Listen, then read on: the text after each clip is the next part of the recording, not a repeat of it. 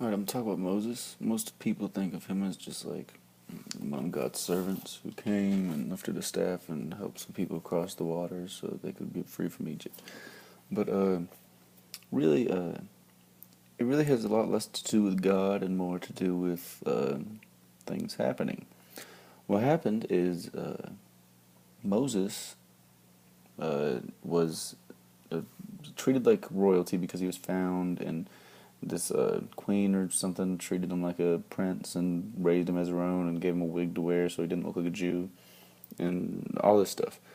And but one day he was walking through the Egyptian work fields and he saw the Egyptian slave drivers beating the Jewish slaves, and he decided that he was going to take action. So he killed the slave driver, literally murdered the slave driver. That's how Moses got his reputation. The same way, like, somebody kills somebody today, like, you put bullets in someone, you go to jail, someone says, oh, that nigga's real.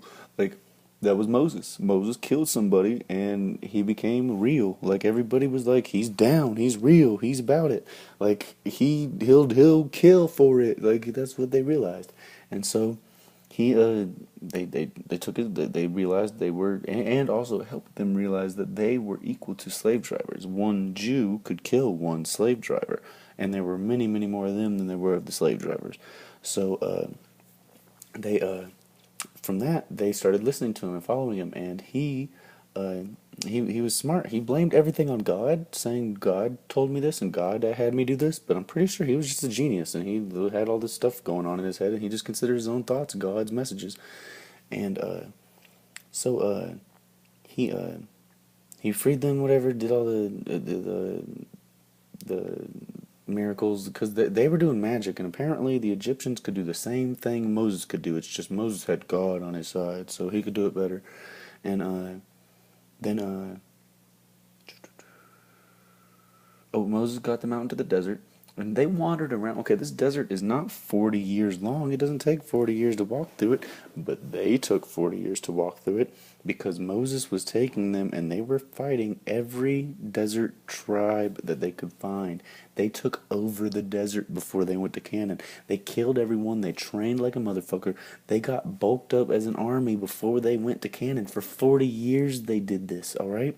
And then they got to the door and they were like they went and they were ready. They were not the door, but I mean, like, they were close. And then Moses said, nobody that is above 20 years old today can go into this place. Like, we have to wait till everybody that's 20 years old right now is dead, and then everybody can go. So he made it where uh, the Jewish people felt entitled to this place. Like, the children would feel entitled. All of the adults earned it, and then like God got them to the place, and then the children felt like it was already theirs. Like, they had been raised to believe it was theirs, and everybody that didn't know it was theirs was dead. And then they went and took it from the Canaanites, and they took it, and yeah, Moses, he just orchestrated all that. Like, he was a brilliant, like, war genius. He was like general. He wasn't fucking like directed by God. He was just smart and figured out how to get a group of slaves to become a military to be rivaled in the desert.